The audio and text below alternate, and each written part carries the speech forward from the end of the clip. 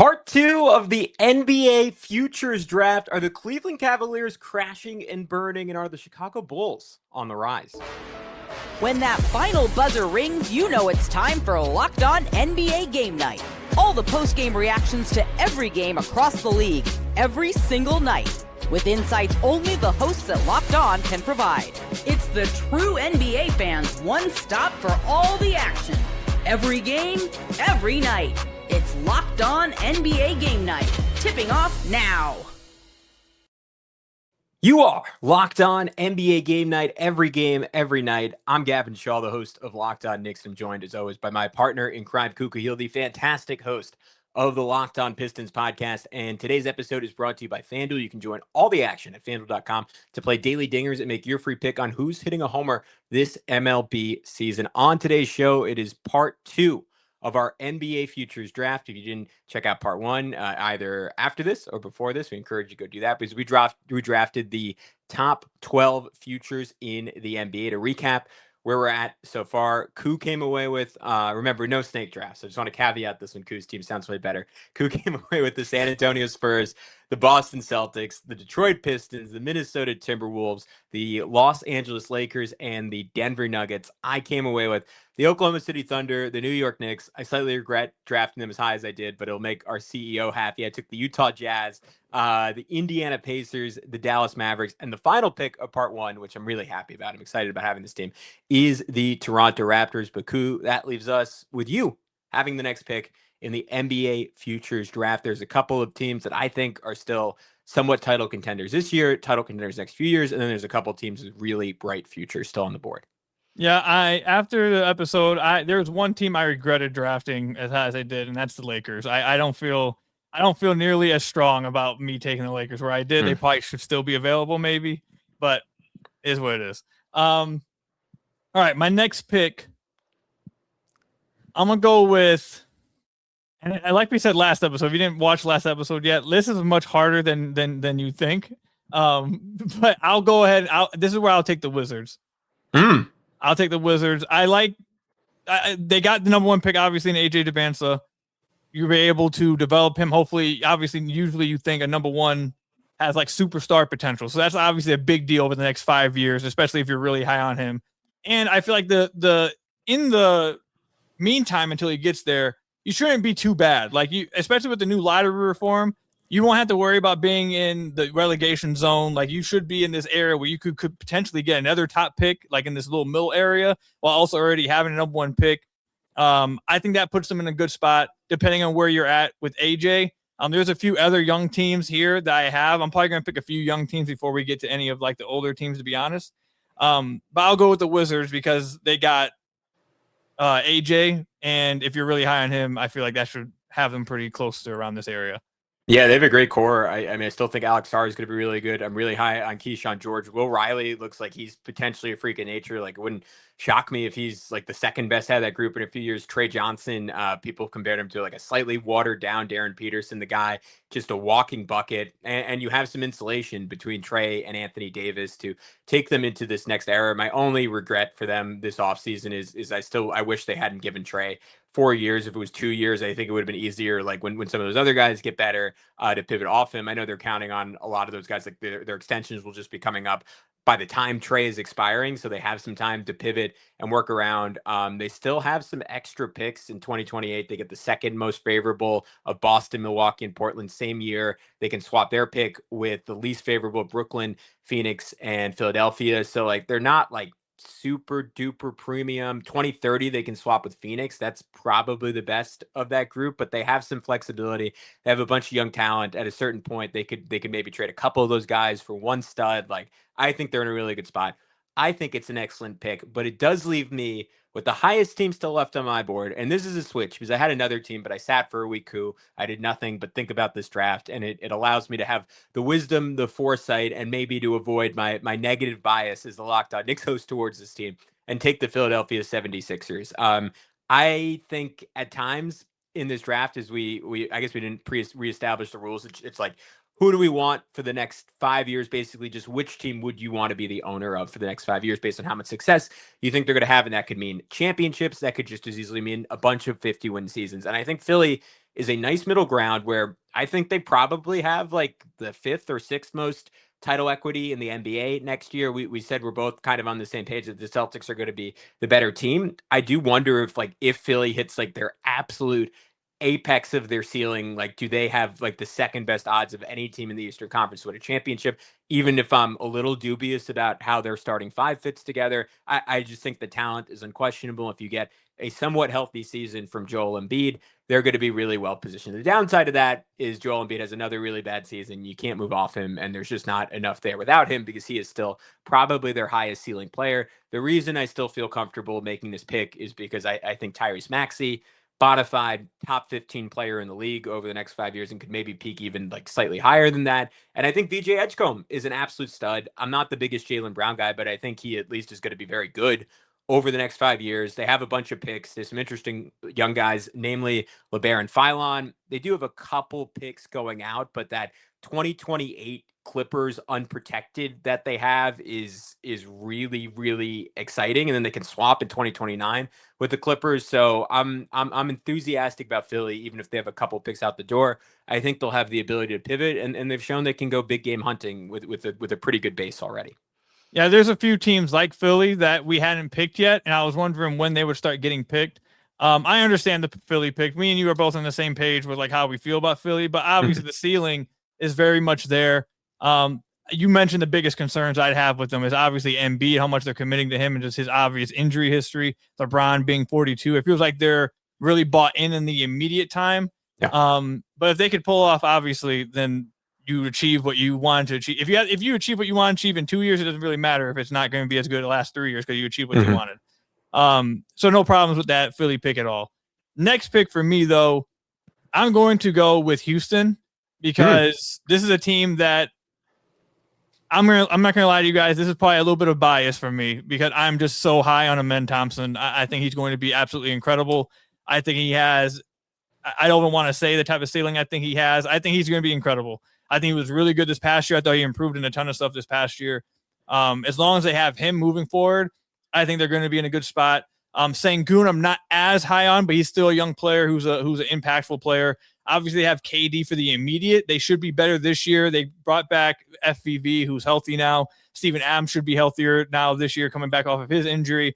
They could be really good this year, but even after, let's say, the KD time is over, whether it be this year, next year, whenever it is, as long as they have Amen Thompson moving forward, I think they should still – it kind of goes back to what I said in the first episode where, like, if you have a top 10 player, I usually would just have you at the top of this list as long as, like, your situation isn't just terrible.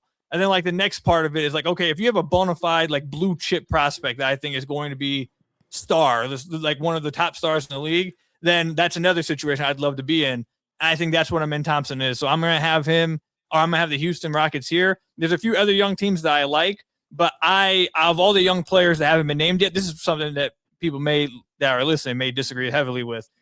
I think Amen's the best player of all the young players that are left, or has the best future as well. And I think he might be higher for me than some of the young guys we've already picked on some of these teams. So he's really carrying a lot of this for me for why I picked Houston, because I'm just so high on his future. Yeah, I don't hate it at all. I mean, they're just almost guaranteed to be like 48 plus wins for the next 5 years. Like I don't really see a scenario where they fall far below that. I think my only disagreement with you is on Amen Thompson's ceiling, where like a year ago I was exactly where you were at, and he had a great season, so I probably shouldn't have come off it. But it's kind of similar to my concerns about his brother. Like if the jumper's not going to get better, and his game is so like he developed a lot of skill, and I don't want to like underestimate that or under discuss that. But if it's so athleticism based, like that part of your game typically peaks in your early 20s. He's going to develop like tertiary skills. He's still huge. He's going to be a monster athlete, probably at least until he's 30. So I think there's a long runway there. I think I just question, unless the jumper can get better, like if he's your number one, how far can you really go with that? But maybe the jumper does get better, and then he's just like a top like 6 player in the world. And you're not looking stupid. I'm looking a little stupid for questioning it. They have some other young pieces, but they took all these shots on guys, and it just feels like outside of Amen, None of them have like consistent all NBA upside. If you want to argue to me, Alperen Şengün is still there. I think I'm a little bit lower on him too. But he's going to be an all-star for the foreseeable future. So really good team, really good spot to get them. I am going to go with a higher upside pick next. We'll talk about that in just a sec right here on Locked On NBA Game Night. But first, we want to remind you that Locked On NBA is brought to you by FanDuel. Baseball fans, if you think you know who's hitting a homer today, FanDuel is giving you a free chance to call your shot with daily dingers. It's easy to play. Just make your free pick for who you think will hit a home run in their game. If you're right, you'll receive a profit boost to use on your next bet for a chance at extra winnings. Best of all, you can make a free pick every day throughout the MLB season. Daily Dingers is another fun way to stay engaged with every day's games. Whether you're following your favorite team or keeping an eye on matchups across the league, every game has someone capable of going deep. Now you get the chance to make your prediction before the first pitch. There are certain players where every at-bat, you just feel like something a little magical could happen.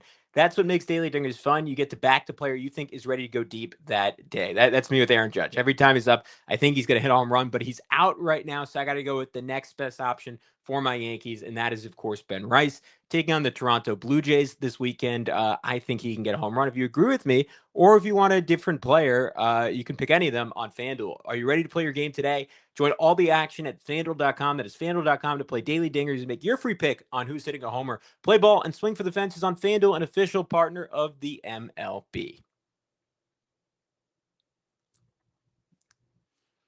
All right, Gavin, Schall, Khahil back rocking with you. I'm going to go with one that's somewhat similar in the vein of my Utah Jazz pick. And I'm a little concerned about this one because there's a chance they're like just getting good, like year 4, year 5 of this timeline. So it's totally plausible that I might be getting a little too cute and I'm passing up on teams like the Cavs and to a slightly lesser extent, the Magic and the Hawks that I think are going to be good next season. Cleveland might be very, very good next season. So in that sense, this is a little bit of a reach and a little bit stupid, but I am going with the Memphis Grizzlies. I just love the core of talent they put together. I'm a big believer in Cameron Boozer. He hasn't played a second in the NBA yet, so we still have to see it, but I like him. Ty Jerome was a monster on a permanent basis last year. Obviously, he's a little bit older, but I think he'll still be very good over the next 5 years.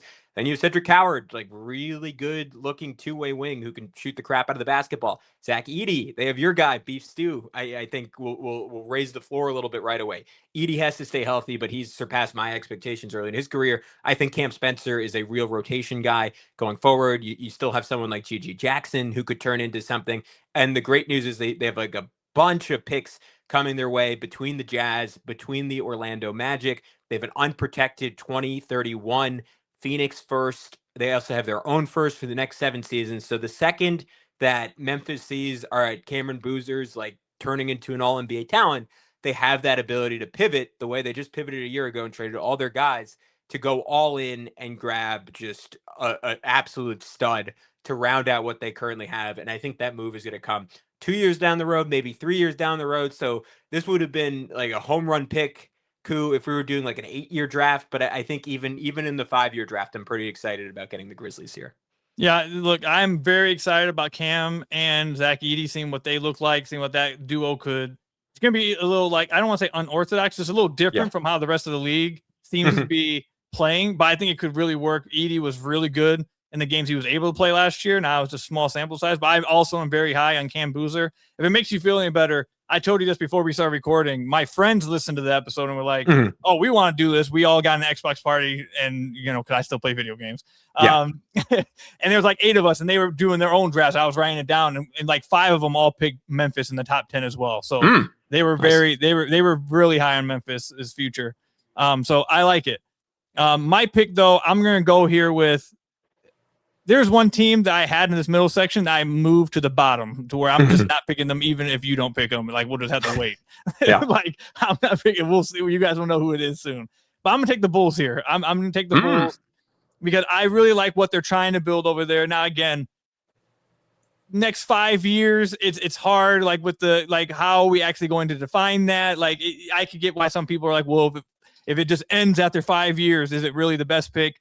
I understand, but I like the young pieces that they have. I really like Caleb Wilson. I really like Matas. I like what their GM is saying, the things he's like trying to stack up on these big, long wings that are switchable, athletic defenders, try to have that across the whole roster. I like the fact that they really like reset their team finally, are trying to rebuild. They got a lot of cap space moving forward. They have a lot of flexibility. And they got another one of those top level draft picks where like Caleb Wilson maybe even goes higher than he did in a lot of other drafts. But this draft was just really stacked. And I also really like Matas as he continues to put strength on. I think he could be he's one of like the young guys in the NBA that I feel like kind of get forgotten about a little bit. And I think he actually had a good season this past year. His main thing ever since pre-draft was that he just needs to get a little bit stronger. He's gotten stronger each year. He still needs to get there. But like in 2 years, I could see him being a complete monster as long as he continues to put on some of the weight. And they have a few other guys that are unsure. They're like kind of missed question marks, but they all follow the same long wing, athletic, switchable guys, theoretically. Can they get there? Josh Giddey had a fine season. I'm not as high on Josh Giddey, but he had a fine season, and he's on a good contract. It's tradable. It's not crazy or anything. So, yeah, I'm going to take the Bulls here.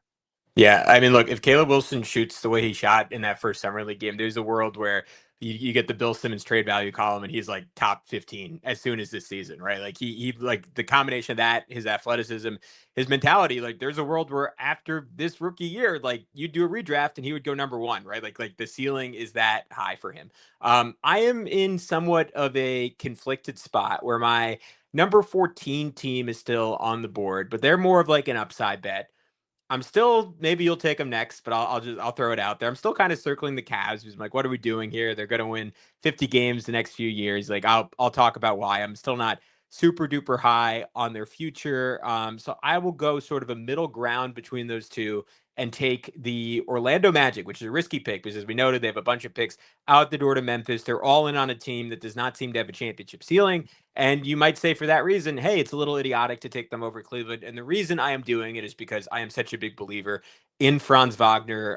You said before your main like criteria you were looking at is current top 10 player or future top 10 player. I believe with health, Franz Wagner is a future top 10 player in the NBA. Someone can track through these two episodes. If I've listed 30 total guys with that designation, that's on me. I got to show my work and actually make a list at some point. But in the context of this show, I'm going to say that confidently. I just think he's an absolute stud.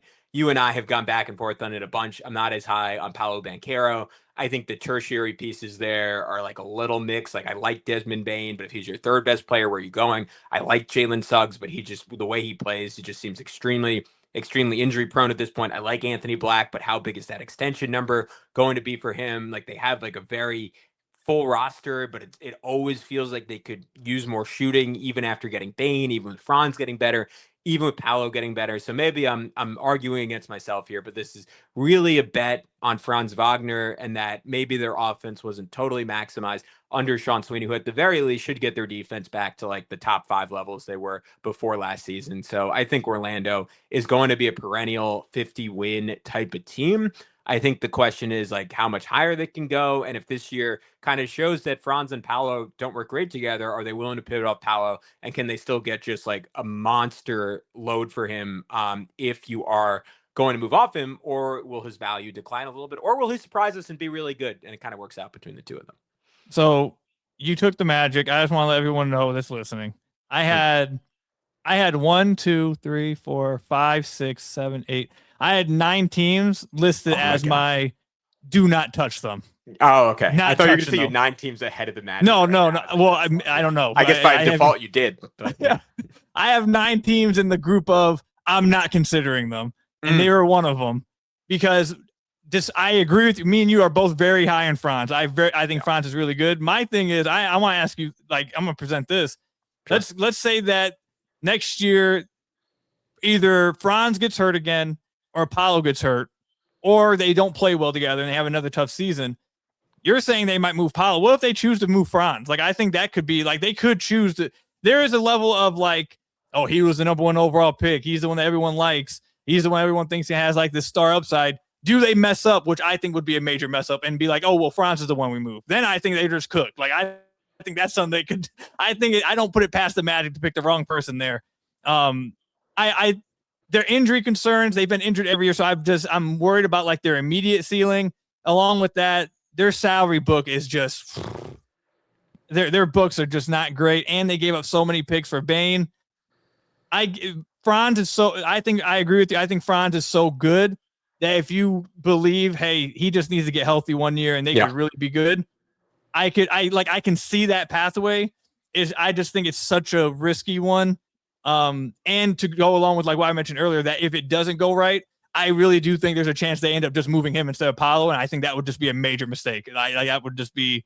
I'm worried about, do they think Franz is like the better version of the two? Like, I don't know if they agree with that. So that's my concerns with Orlando. But I mean, we're getting towards the back part of this anyway. So a lot of these teams are needing to be picked.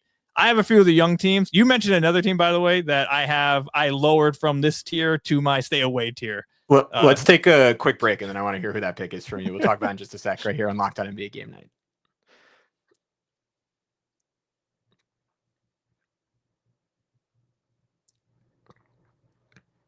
All right, you're up, buddy. Who's your next pick? All right, so do you want me to say my pick, or do you want me to say who it was I lowered to the? Oh, sure, yeah. Away? Give me whichever one. I can go either. Give me both. All right, the ones I lowered, the team that I lowered to, I'm not touching them tier.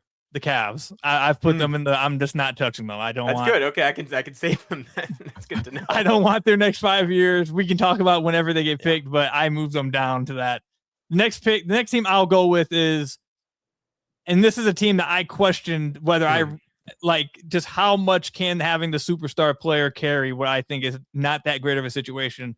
But I think they've fallen enough to where I can say, give me the superstar. I'm gonna take Miami.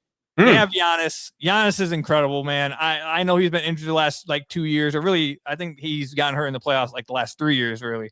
Yeah. But Giannis is still absolutely incredible when he's on the basketball floor. I think he's a top 4 player in the league this year. I think he can still be a top 3 player. Don't know if he can still be the best player because of some of the guys that are up there. I don't think he's going to ever be better than Wemby again. I don't know. I don't think he's probably going to ever be better than Shai, maybe. Like, I think he's top 3, though. You can argue him top 3, top 4. He's incredible. He's an absolute monster when he's on the floor. And Bam is very good as well. I question the fit a little bit, but because you have the talent of those two, and it seems like Miami's plan is, at least it feels like to me, that Giannis kind of picked Miami because maybe they can't get the superstar team this year, but they're in a position where next year they can try to add another piece, or they can add more pieces. So as long as you have Giannis, who's in the middle of his prime still, I know it's towards maybe the little back end part of the prime, but he's still in his prime right now. We have them for the next 5 years. I do think they're capable because it's Miami. They're always able to get something. They're always able to make something happen. Even if I'm not super high on their team this year, I do think it's a team that over the next 5 years, do I think they eventually should be able to make some kind of team where you're like, okay, they can actually do something. They have Giannis Antetokounmpo. I think so. So the situation, again, this year, I'm just not super high on still, even after they get Klay Thompson off the buyout market. I don't know how much Klay really has left. But when you have Giannis and you have him for the next few years, and you do have the ability as a Miami team with the market, all this, to do whatever, I think this is far enough for them to slide. Yeah, I mean, look, you're at pick like 19 or 20. Like it's hard to argue against taking a guy who, like, right now, I think fully healthy is like a still top 4 player in the world. So I can't argue too vociferously against that. My concerns were, like, I don't see, like, with Khahil Ware gone, like, much exciting young talent on the roster. Someone I'm like, okay, I'm excited to see this guy grow over the next 5 years. You could be high on Jovic, you could still be high on Larson, but those guys don't really, like, they project as like solid starters. I think, like, best case scenario, Bam is making a ton of money. They don't have a ton of future picks to trade, and, like, I think it's going to be fascinating to see how Giannis ages. Like, I can't really think, like, every star, or almost every star, in like the last 5 or 6 years that's like getting into their mid to late 30s are for the most part elite shooters. If LeBron is like athletically the closest comp, and I think there are some differences there just because LeBron is obviously such a genius processor, and obviously, like, we look at him as like maybe the greatest athlete to ever play the game. He obviously, like, was still pretty close to that athletic peak. I think around 36, 37 is where it started to turn, and you get all of the next 5 years with Giannis. If it takes him that long to fall off, he's always going to be just ridiculously strong and be able to move people. His wingspan is not changing, but I am curious how his game ages. And you already, like, you have to be so specific in how you build a roster around him. And I don't know if him and Bam, I think they're a great fit in that, like, they're super switchable defensively. Neither one is like an elite rim protector. Bam has started shooting threes. Obviously, if you just watched the Wizards game, you would think he was Kristaps Porzingis 2.0. But unless Bam becomes like a super willing, high-level shooter, that's offensively not the perfect combo. So I have some questions, but I'm probably over discussing it given where you got them in the draft. I probably would have taken the Cavs here, but you told me you're just not picking them. So wait, at least one more pick, and I will take a team that I have kind of mixed feelings about, and I want you to talk it through with me. And that is the Charlotte Hornets, who, if they had not thank traded, God you said that, Yeah. because as soon as you said team you have mixed feelings about, I'm like, if he says the Hornets, we're on the exact same page. We're on the exact same page as usual, buddy. I am taking the Charlotte Hornets. I think, and I think this was true for you too, as we talked about them a lot during the regular season. If they had not traded LaMelo Ball, I don't think they fall further than like 11th in this draft, and that might even be stretching it, right? So I guess by default, like I both understand why they did the trade, and by default, I'm much lower on them because of it. The good news for them is they have a ton of future pick equity. They get a top 2 protected pick from Dallas that could potentially be quite good. I mean, like with the new lottery rules, that could be like the 3rd pick in the draft. We don't know. Top 14 protected pick for Miami that will likely convey this year. In 2029, they have like one of Cleveland, Minnesota, and Utah's, and then they have that 2033 Minnesota pick that's really valuable. They have a very good roster right now. I love Brandon Miller. I think Knipple is going to succeed Steph Curry whenever he hangs it up as just the best shooter in the world. Like, no ifs, ands, buts, caveats about it. Like, I think that's who he is. I think the secondary elements of his game were just dramatically ahead of where I thought they could be.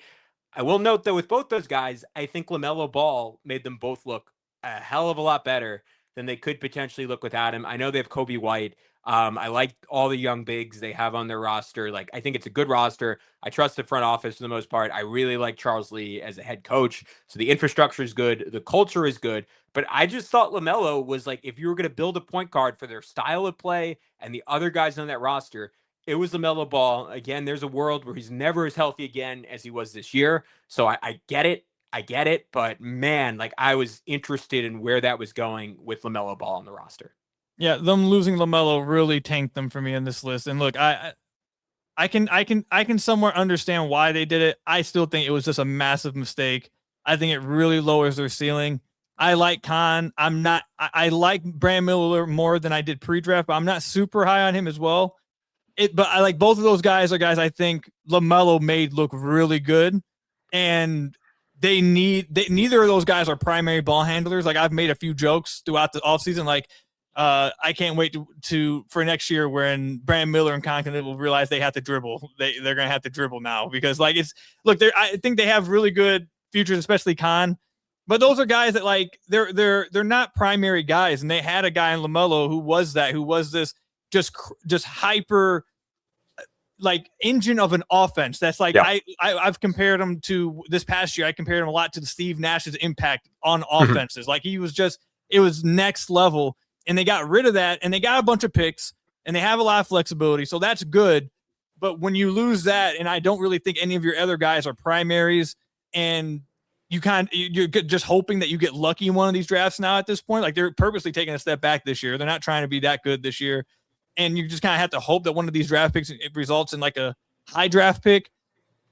I can like the flexibility. I can like a lot of the assets that you have. That's fair. But when you lose LaMelo or you decide to trade him, I just think that's such a mistake with the players you had. And I just don't know how high I think of the same players if they're not with LaMelo instead. So, but they're fine going here. I mean, like you said with the last pick, like, we're at this point where teams like this is fine.